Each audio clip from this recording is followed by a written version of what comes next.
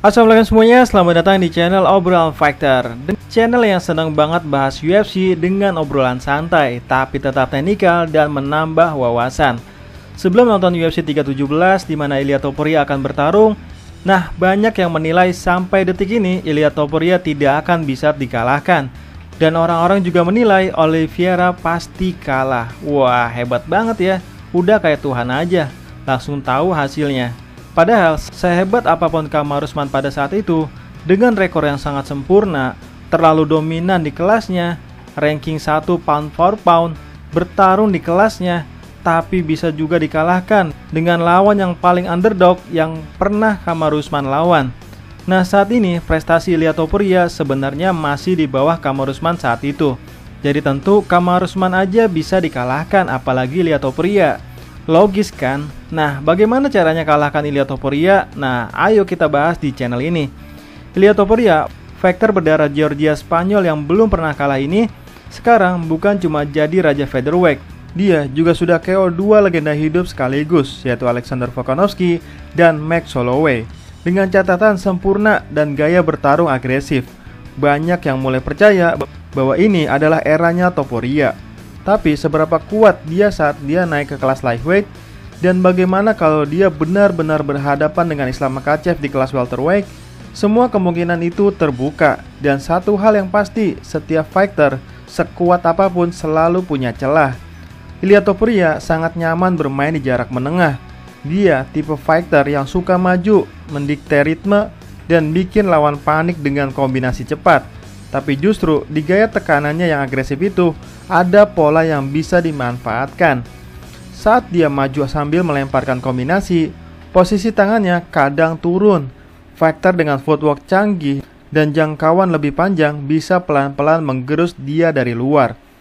Fighter seperti Cory Sandhagen atau Arnold Allen bisa main sabar, pakai jab-jab panjang dan low kick buat ganggu setup pukulan Topuria. Dan bukan cuma di featherweight, di lightweight nanti, Charles Oliveira bisa manfaatkan celah ini juga. Tanggal 28 Juni nanti, Ilia Topuria dijadwalkan naik ke kelas lightweight dan melawan Charles Oliveira di UFC 317. Ini bukan naik kelas biasa. Oliveira adalah mantan juara yang punya jangkauan lebih panjang dan grappling terbaik di kelas lightweight, bahkan di UFC. Disinilah ujian dimulai. Apakah Ilia Topuria tetap dominan? Atau justru terbongkar kelemahannya melawan fighter yang lebih tinggi dan berpengalaman? Power Topuria selama ini efektif karena keunggulan kecepatan dan ukuran. Tapi di lightweight, dia kehilangan itu. Oliveira punya jab tajam, kaki yang panjang, dan tip yang bisa bikin frustasi. Kalau Oliveira bisa jaga jarak, masukin body shot, dan seret fight sampai ronde keempat, situasi bisa berubah total. Tapi yang bikin cerita ini makin menarik bukan cuma Charles Oliveira. Karena kalau Ilia Topuria terus menang dan Islam Makhachev sukses pindah ke kelas welterweight dan jadi juara, maka bisa bertemu di super fight antar divisi. Islam Makhachev bukan striker eksplosif, tapi punya kontrol ritme yang sangat luar biasa. Dia nggak main frontal, tapi matiin game plan lawan pelan-pelan lewat clinch, body lock, dan takedown ke matras. Disitulah Topuria bisa kebingungan, karena selama ini dia selalu bertemu lawan yang mau adu depan. Sementara Islam Makhachev main tenang dan sabar. Begitu fight masuk ke grappling, Ilia Topuria mungkin sadar grappling dia bagus, tapi belum di level Dagestan. Dan kalau fight berlangsung 5 ronde, kita tahu siapa yang punya stamina lebih dalam. Tapi fokus utama sekarang tetap ke UFC 317. Charles Oliveira adalah lawan pertama Ilia Topuria di kelas lightweight, dan Charles Oliveira bukan sembarang veteran. Oliveira pernah dihantam Michael Chandler, dijatuhkan Justin Gaethje, ditaklukkan Islam Makhachev, tapi selalu punya jawaban. Kalau fight ini masuk ronde keempat dan ronde kelima, tekanan bisa berbalik. Mungkin Ilia Topuria bisa menang cepat, tapi kalau fight jadi panjang, itu mimpi buruk baginya. Kalau Oliveira bisa main disiplin, low kick, jab panjang, takedown cepat, atau back control, celah itu bisa terbuka lebar. Gaya Charles Oliveira yang suka rolling ke triangle atau armbar dari bawah juga bisa jadi masalah besar bagi Topuria yang main agresif dari atas. Ada satu faktor penting lain, yaitu emosi. Ilia Topuria sering overconfident. Trash talknya ke Charles Oliveira bukti dia terlalu percaya diri. Tapi Oliveira nggak terpancing. Malah dia suka jadi underdog. Dan seringkali fighter yang terlalu percaya diri justru bikin kesalahan di oktagon. Ilia Topuria juga belum pernah benar-benar diuji mentalnya dalam fight panjang dan keras. Selama ini dia dominan, tapi gimana kalau dia jatuh lebih dulu? Bagaimana kalau di ronde 2 dia udah capek, sementara Oliveira masih utuh? Itu ujian sejati fighter, yang bisa tenang saat semua nggak sesuai rencana. Secara teknikal, ada kelemahan kecil yang bisa jadi besar. Ilia Topuria suka terlalu tegak saat menyerang. Itu bikin dia rentan serangan ke badan dan kaki. Faktor disiplin bisa masukin jab ke atas, lalu hook ke liver. Di lightweight, efek serangan ke badan lebih terasa karena power lawan juga lebih berat.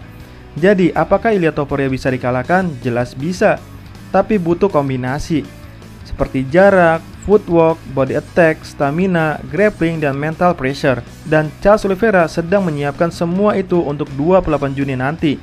Dan kalaupun Charles Oliveira gagal, blueprint ini tetap relevan.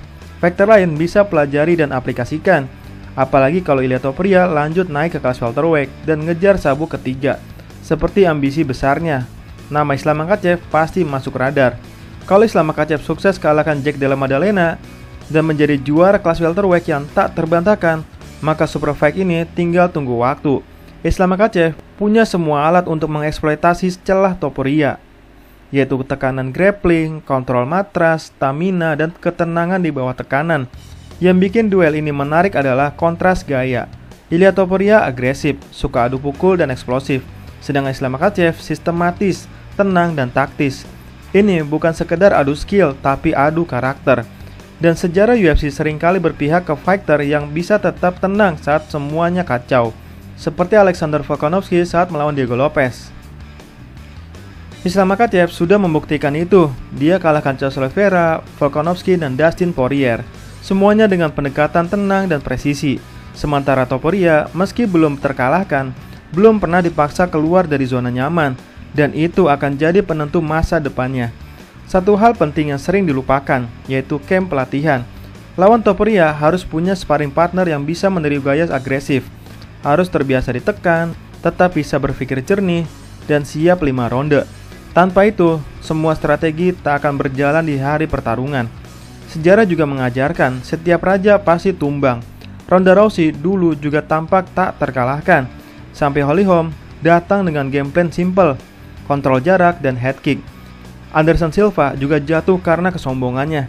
Jadi nggak peduli seberapa hebat seseorang, MMA selalu punya cara membuat membalikan fakta segalanya. Ilia Topuria sekarang sedang di puncak, tapi sejarah MMA nggak pernah diam. Selalu ada penantang baru, selalu ada kontender baru, selalu ada celah yang bisa terbuka, dan fight lawan Charles Oliveira bisa jadi momen penting. Apakah dia tetap dominan atau justru mulai terlihat rapuh? Kalau Oliveira menang, dunia akan lihat sisi manusia Ilia Topuria. Tapi kalau Oliveira lolos dari ujian ini, pertarungan super dengan Islam Makhachev akan terasa semakin dekat. Dan pertanyaan terbesar dalam sejarah UFC modern pun muncul. Siapakah yang akan jadi raja sejati dalam 3 divisi? Siapa yang akan jadi korban dari taktis sempurna? Karena dalam MMA, satu pukulan, satu kuncian, atau satu kesalahan bisa mengubah segalanya. Nah, menurut teman-teman, apakah mungkin Charles Oliveira dan Islam Makhachev mampu mengalahkan Ilia Topuria? Silahkan tulis di kolom komentar ya. Sekian dan terima kasih.